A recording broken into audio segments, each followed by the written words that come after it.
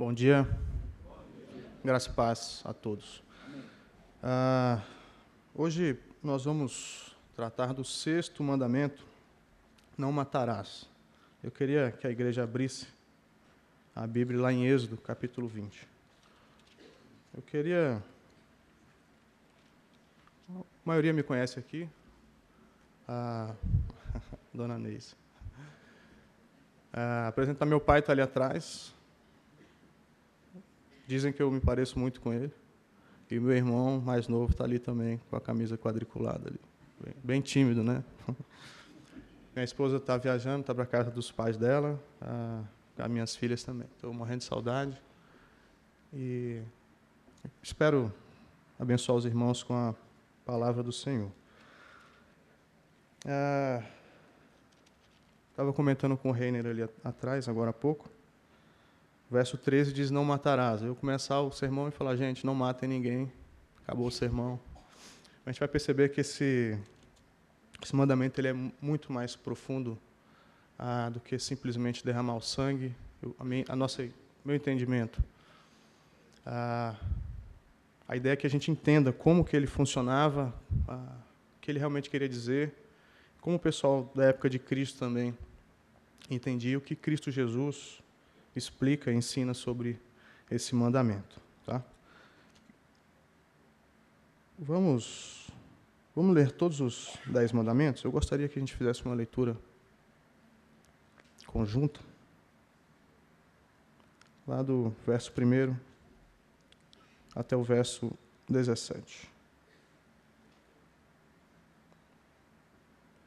Vamos ler? E Deus... Eu só estou com uma dificuldade aqui, que a minha versão NVI é diferente da de vocês. Então, eu vou... Pode ser. Vai dar tudo certo no final. Isso. Agora ficou mais fácil. Diz assim a palavra do Senhor. Então falou Deus todas essas palavras. Eu sou o Senhor, o teu Deus, que te tirei da terra do Egito, da casa da escravidão. Não terás outros deuses diante de mim. Não farás para ti imagem de escultura, nem semelhança alguma do que há em cima nos céus, embaixo da terra, nem nas águas debaixo da terra. Não as adorarás, nem lhes prestarás culto, porque eu, Senhor, o teu Deus, Deus zeloso, que visito a iniquidade dos pais nos filhos, até a terceira e quarta geração daqueles que me aborrecem.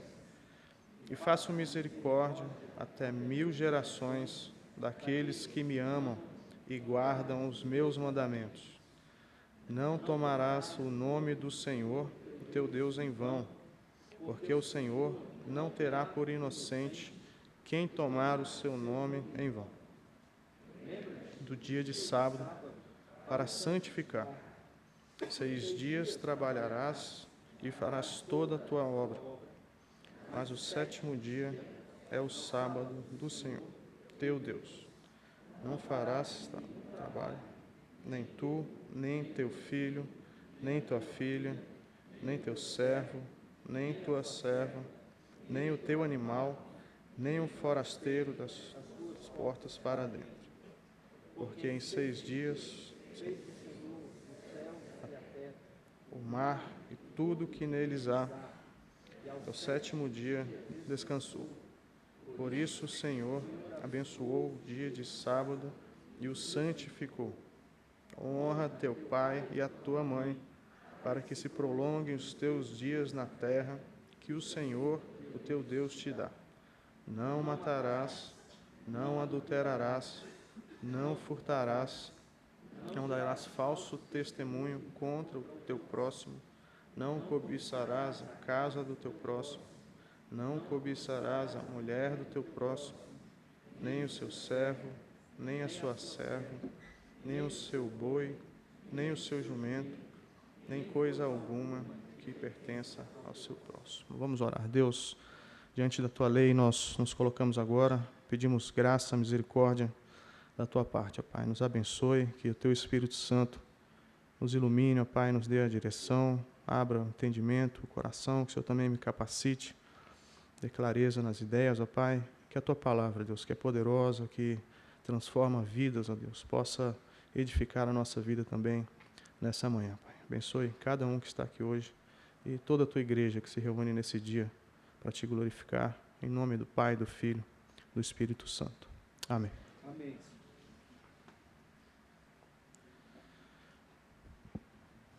Muito jóia. Esses 10 mandamentos, eles são o centro da religião no Antigo Testamento. E a gente vai perceber que isso se estende ao Novo Testamento.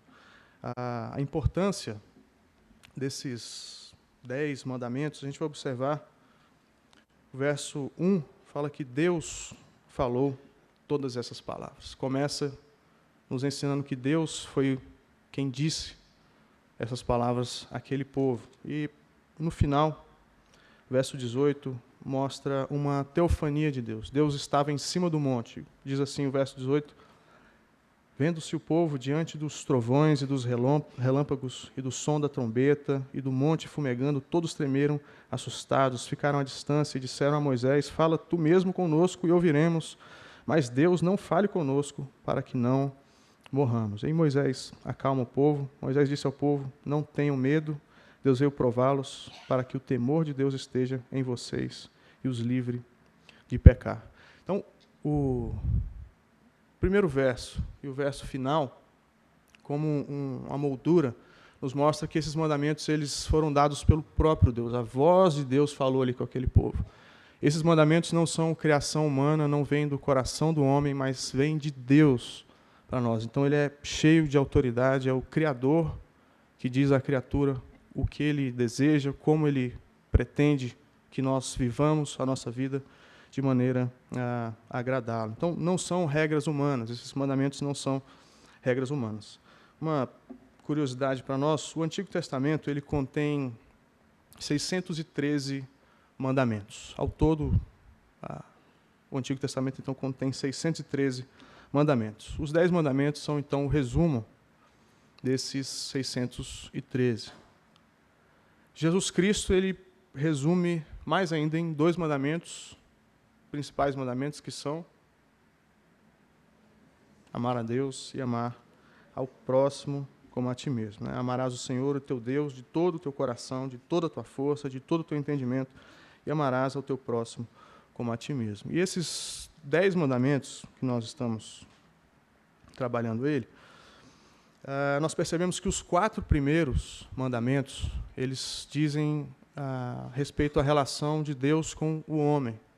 Então, são a nossa responsabilidade para com Deus.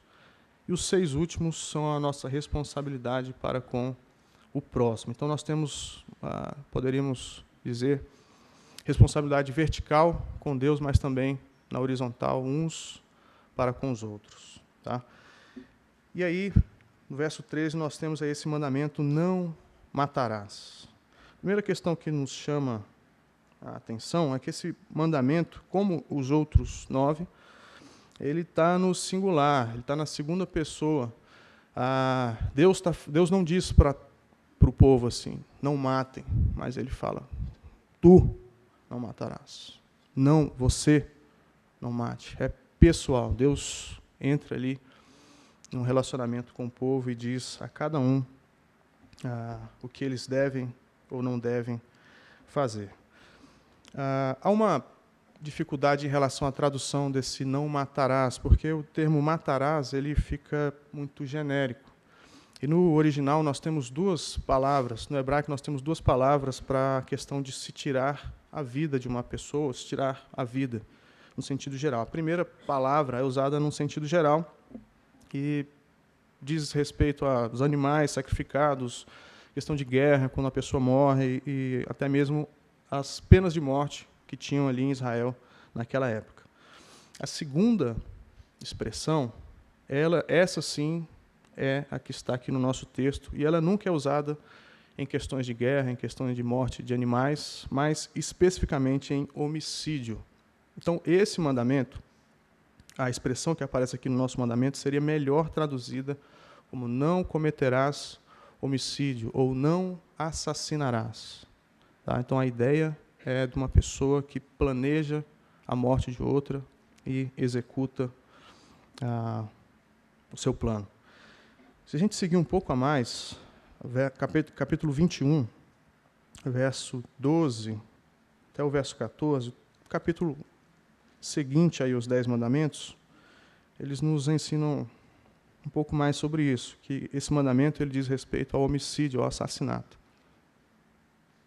e não a qualquer tipo de morte. Diz assim, capítulo 21, verso 12, 13 e 14, na minha versão, tá? NVI.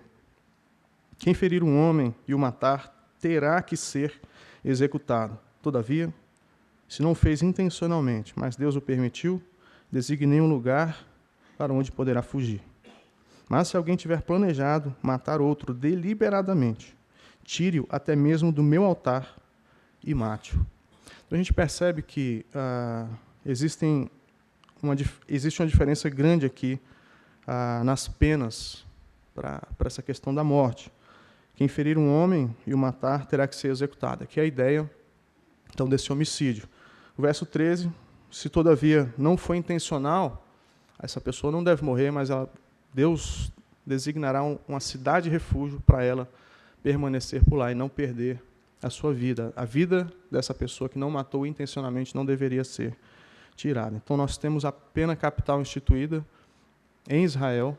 A gente percebe também que o que é aplicado aqui no Antigo Testamento, aqui nesse capítulo 21, lá no verso 21, no verso 24, aquela famosa frase, olho por olho e dente por dente. Verso 24 vai nos falar exatamente essa frase, olho por olho e dente por dente. A ideia era que a punição tinha que ser equivalente à gravidade do crime. Outra questão que chama a atenção é que nas guerras bíblicas, esse mandamento também não era quebrado. Então, quando a pena capital, quando alguém tinha que ser executado, esse mandamento não era quebrado. E também quando Israel entrava em guerras, assim como o livro de Josué vai nos mostrar, o povo de Deus ia conquistar a terra prometida usando a guerra como instrumento. Várias pessoas morreriam, mas esse mandamento não seria quebrado. Então, a ordenança aqui é a ideia de não cometerás homicídio, não qualquer morte, qualquer tipo de morte. Tá? O contexto do livro do Êxodo, tradicionalmente, ele é atribuído a Moisés. Moisés, então, escreveu os 5 primeiros livros da Bíblia, que nós chamamos de Pentateuco. Especificamente, o livro do Êxodo ele foi destinado à segunda geração do povo de Deus. Eles já estavam entrando na terra prometida. Então, esse povo, eles receberiam esses 10 mandamentos como uma segunda geração. Os pais ouviram a voz de Deus. Os pais estavam lá, eles viram o monte fumegando, eles viram Deus, uma representação ou uma teofania de Deus ali naquela montanha, e eles passariam essas instruções aos seus filhos. E o livro também é dedicado ou é entregue a essa segunda geração, se preparando para entrar na Terra Prometida. Esse livro ele tem, no mínimo, 3 temas centrais. O primeiro é a libertação do povo, o segundo é a aliança, e o terceiro tema central é o tabernáculo. Então, Deus liberta, Deus dá a lei, Deus faz uma aliança com o povo e Deus promete habitar junto com aquele povo. E o livro do Êxodo termina com o tabernáculo levantado. Moisés prepara ali o tabernáculo e Deus, então, vai habitar no meio do seu povo. Como se Deus dissesse, eu liberto vocês, eu dou a minha lei para vocês, eu quero andar no meio de vocês. Vocês têm que me obedecer. Então, os 10 mandamentos, eles são mandamentos de amor, são mandamentos de um pai, como se um pai dissesse ao filho para tomar cuidado com alguma coisa, para não fazer alguma coisa, porque isso é prejudicial. Então, ia prejudicar. Então, os israelitas deveriam entender esse 6º mandamento como um ato, ou se quebrassem esse mandamento, eles estavam cometendo um ato diretamente contra Deus, estariam pecando não só contra o próximo, mas contra Deus, contra o domínio de Deus, contra a autoridade exclusiva de Deus de dar e de tirar a vida. Então, a lei de Deus, às vezes a gente se pergunta por que a lei foi dada. O povo já tinha sido liberto, Deus já havia resgatado esse povo. A lei ela não é dada para a salvação do povo, o povo já foi resgatado. Mas a lei é dada para que o povo glorifique a Deus, para que o povo obedeça a Deus, faça a vontade de Deus, agradando o Senhor em gratidão por aquilo que Ele fez. Então, a lei de Deus ela não é uma nova escravidão. Satanás, desde o Éden, engana o coração do homem, engana a mente do homem, como se quando obedecêssemos os mandamentos de Deus, ou se obedecer todos os mandamentos de Deus, eu seria uma pessoa infeliz. Se eu obedecer a Deus, minha vida será triste. Deus falou para vocês não comerem nada. A ênfase de Satanás é no negativo. E Deus, não, pode comer tudo, menos essa.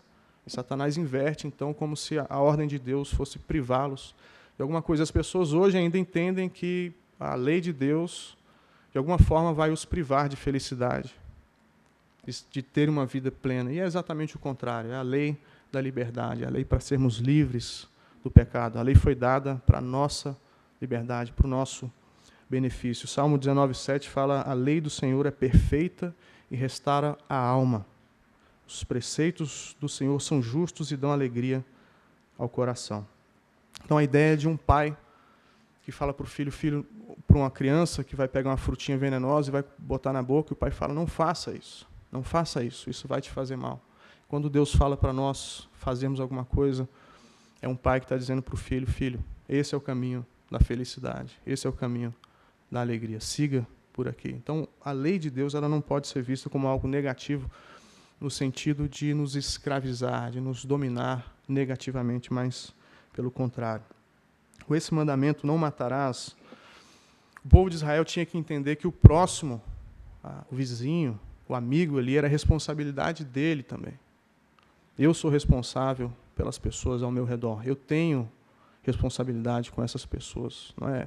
Vou viver a minha vida, eu já tenho minhas contas para pagar, eu já tenho meus problemas, meu jegue sumiu, vou ter que caçar ele, deixa fulano com seus problemas. Não, esses mandamentos, esses 6 mandamentos nos finais dos 10 nos mostram essa responsabilidade de cada um.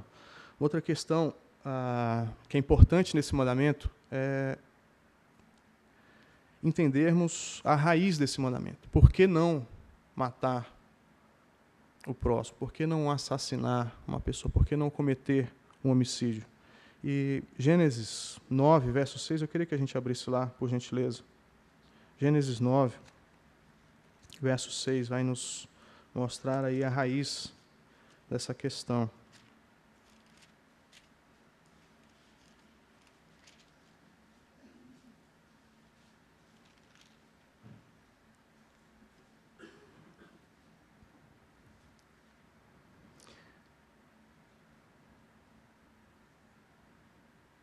Diz assim, Gênesis 9, verso 6, quem derramar sangue do homem, pelo homem seu sangue será derramado, porque a imagem de Deus foi o homem criado.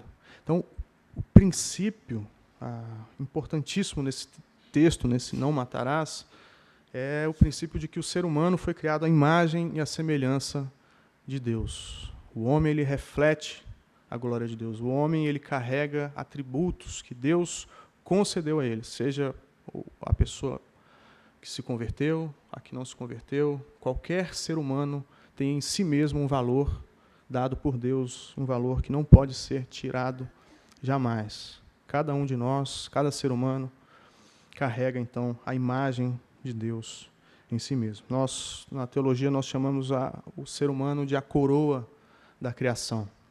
Deus faz todas as coisas e como se prepara tudo para o homem e coloca o homem por último ali, como a cereja do bolo.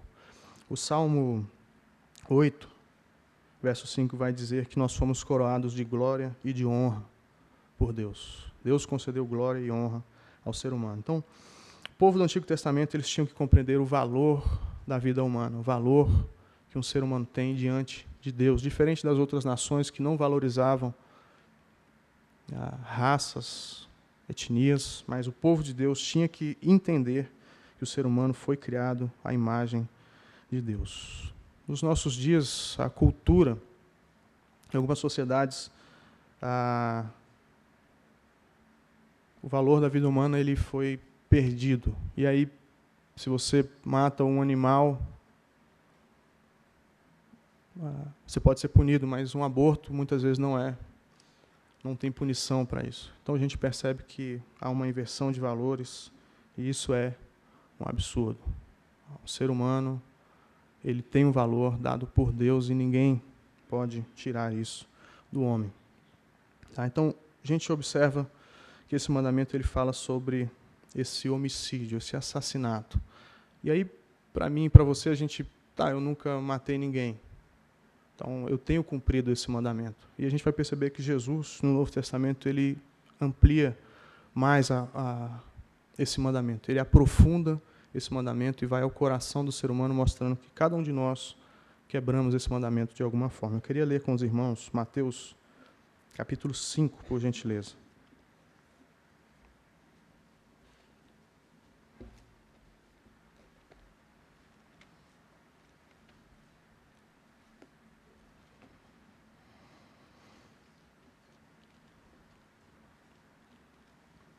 Há um paralelo interessante aqui entre Mateus,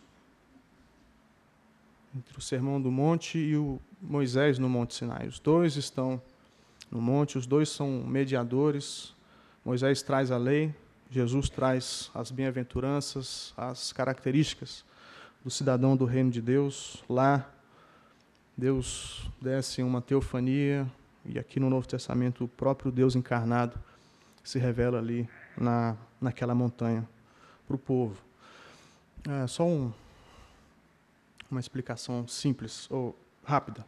Algumas pessoas acham que Jesus, de alguma forma, ele contradiz o que Moisés disse, como se Moisés escreveu algo, Jesus pega a borracha, apaga. Não, é assim. A gente vai perceber que, na verdade, Jesus ele traz o real sentido do mandamento. A partir do verso 17, Jesus diz o seguinte: não pensem que vim, mais uma vez na minha versão NVI, tá? Não pensem que vim abolir a lei ou os profetas. Não vim abolir, mas cumprir. Digo-lhes a verdade, enquanto existirem céus e terra, de forma alguma desaparecerá da lei a menor letra ou o menor traço, até que tudo se cumpra.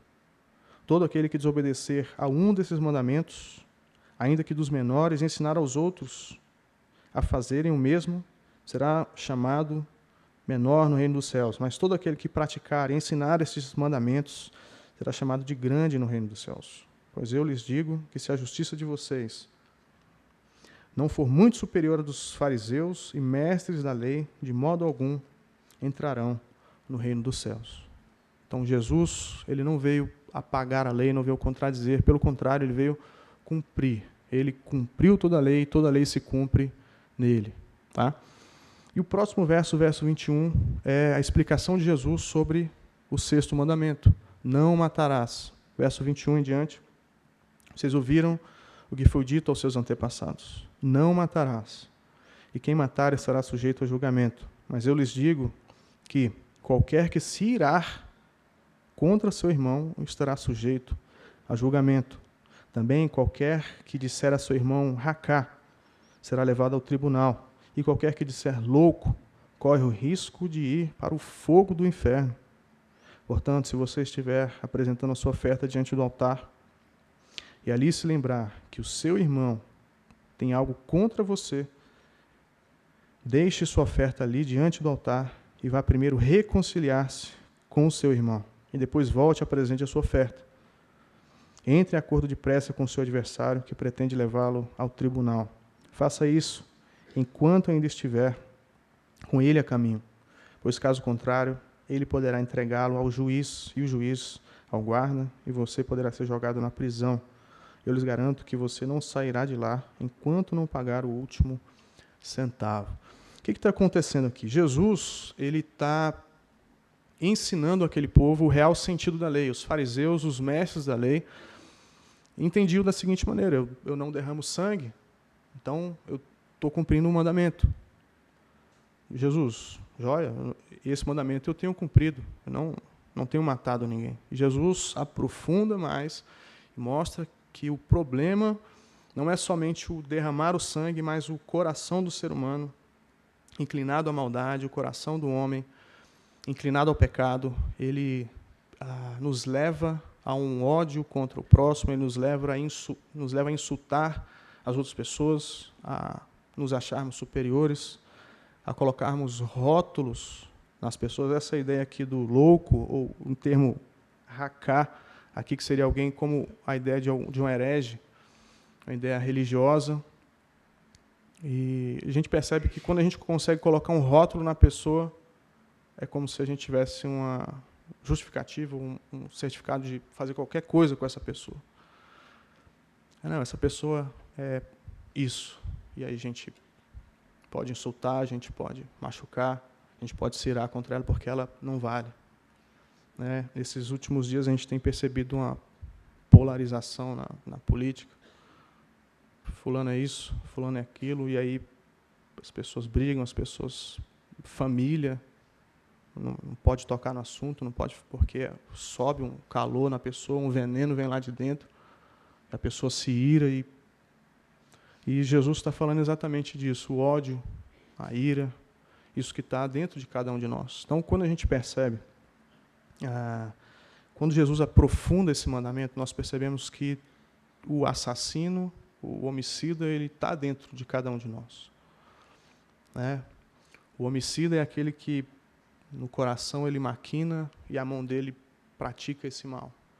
Mas nós podemos maquinar isso, podemos pensar, odiar a pessoa e não fazer aquilo. Mas Jesus está dizendo que o ódio, a ira contra o próximo, o insulto contra uma pessoa, isso é também pecado. E esse mandamento contempla exatamente isso. Então, se nós pegássemos os 10 mandamentos e colocássemos diante de nós, nós perceberíamos que nós temos quebrado os 10 mandamentos. Nós somos transgressores da lei. Nunca matei ninguém, mas odiar eu já odiei, já chamei de louco, e até de coisas piores. Eu sou culpado desse mandamento. Então, Jesus nos mostra que aqueles líderes religiosos, o entendimento deles era superficial da lei.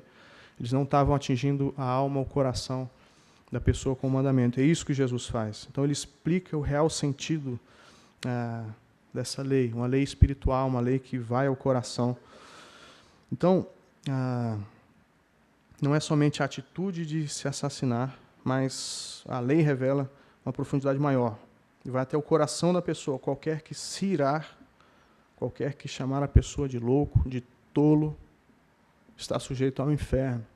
Então a ideia é exatamente essa. A quebra do 6º mandamento não é somente o derramamento de sangue, mas em sentimento, em palavra e insulto contra o meu semelhante, contra o ser humano criado à imagem de Deus. Isso é também a transgressão da lei. 1 João 3,15 fala o seguinte: quem odeia seu irmão é assassino.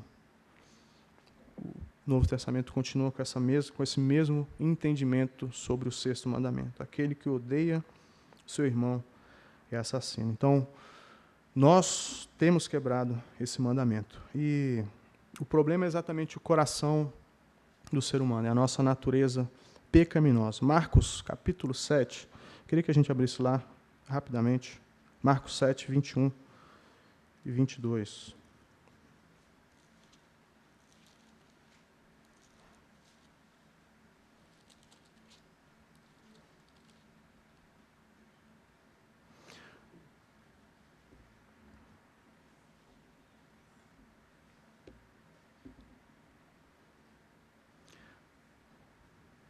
Que é aquela questão da impureza, da tradição dos líderes religiosos que não podiam comer sem lavar as mãos, porque isso era pecado. E Jesus ensina para eles o seguinte: o que sai do homem não é o que torna impuro, ou o que sai do homem é o que o torna impuro, pois do interior do coração dos homens vêm os maus pensamentos, imoralidades sexuais, roubos, homicídios, adultérios, cobiças, maldades, engano, devassidão, inveja, calúnia, arrogância e a insensatez.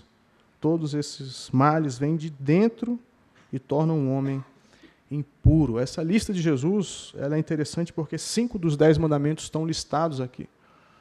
Fala sobre o roubo, homicídio, adultério, cobiça, calúnia. Então, a natureza humana ela é inimiga da lei de Deus. A natureza do ser humano ela não consegue cumprir a lei de Deus da maneira correta. Esses 10 mandamentos, eles nos ensinam exatamente isso, que nós somos culpados diante de Deus, de cada um desses 10 mandamentos. Então, Jesus ele nos mostra a raiz do problema. Não é só o derramar sangue, mas é o insulto contra um ser humano criado à imagem de Deus.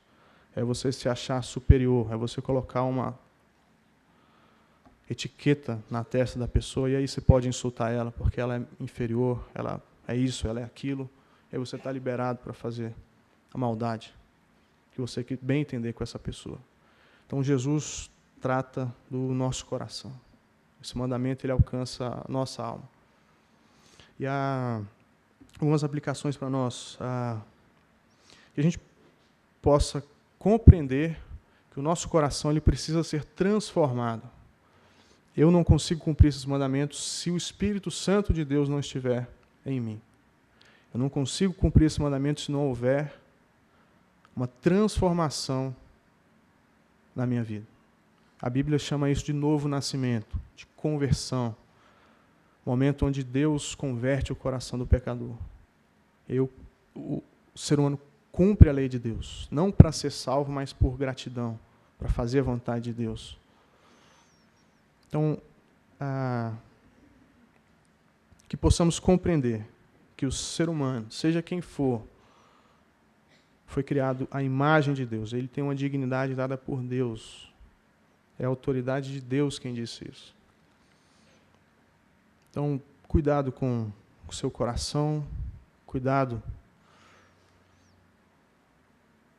com aquilo que sai, que você permite ficar ali no seu coração. Voltando para Mateus, eu vou encerrar aqui. Mateus capítulo 5, o texto que nós acabamos de ler.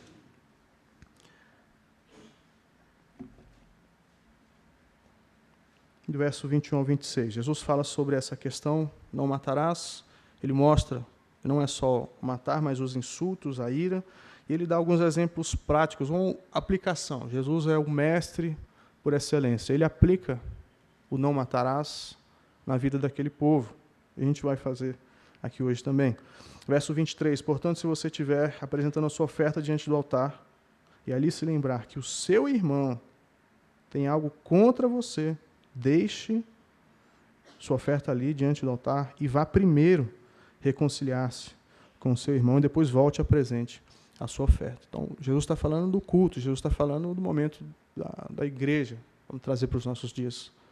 Se você se lembrar que algum irmão tem algo contra você, você para o que você está fazendo, para o culto. A prioridade para Jesus é você ir lá e consertar esse problema. É você ir lá, pedir desculpa, você ir lá e se reconciliar com o seu irmão. O culto, nesse sentido, vai ficar em segundo plano. Vá lá primeiro e se reconcilia.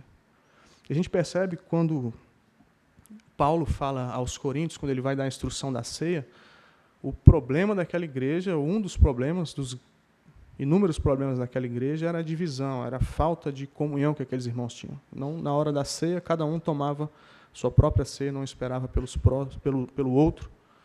Paulo, então, aplica ali um remédio em relação a isso. Então, a prioridade aqui que Jesus está falando é a reconciliação antes do culto. Vá primeiro reconciliar com seu irmão. O segundo exemplo que ele dá é de alguém de fora da comunidade. Entre em acordo, verso 25, entre em acordo de prece com o seu adversário, ou seja, alguém, meu vizinho, seja lá quem for, alguém que está contra mim e que vai me levar ao tribunal. E Jesus fala também, vai depressa com ele e resolva isso quando ainda estiver no caminho. Então, Jesus nos ensina que esse mandamento, ele tem que ser aplicado no nosso dia a dia, no nosso culto, com aquelas pessoas que nos odeiam, que são nossos adversários. E que meu coração, que o seu coração seja tratado por Deus, que o Espírito Santo do Senhor molde o seu coração e que aquele que foi morto na cruz por você te capacite a não matar o seu próximo. Que Deus nos abençoe. Mate o assassino em você. Amém? Vamos orar. Deus, nós te agradecemos pela tua palavra, os teus mandamentos, eles são do Senhor, Pai, eles vêm da tua boca para nós, ó Pai. Nós confessamos os nossos pecados, confessamos que não temos a capacidade em nós mesmos, ó Pai, de cumprirmos esses mandamentos plenamente, ó Pai. Damos graças ao Senhor porque o teu Filho Jesus foi quem fez isso por nós, cumpriu cada um desses mandamentos na sua totalidade, ó Deus. E Ele morreu por nós, e Ele se entregou por nós, pecadores, para que a justiça dele estivesse sobre nós, Pai. Capacita o teu povo a cumprir, ó Pai, os teus mandamentos, que a reconciliação seja algo prioritário nas nossas vidas. Derrama paz, nos dá coragem, ó Deus, para tomarmos a iniciativa em relação aos relacionamentos quebrados, seja dentro, no meio do teu povo, entre irmãos e também do lado de fora, Pai. Se há alguém aqui que ainda não nasceu de novo, Pai, nós rogamos a Ti, Espírito Santo do Senhor, que o Senhor possa transformar os corações. Nos guarda, nos abençoe durante todo esse dia, para a glória do nome de Jesus. Amém.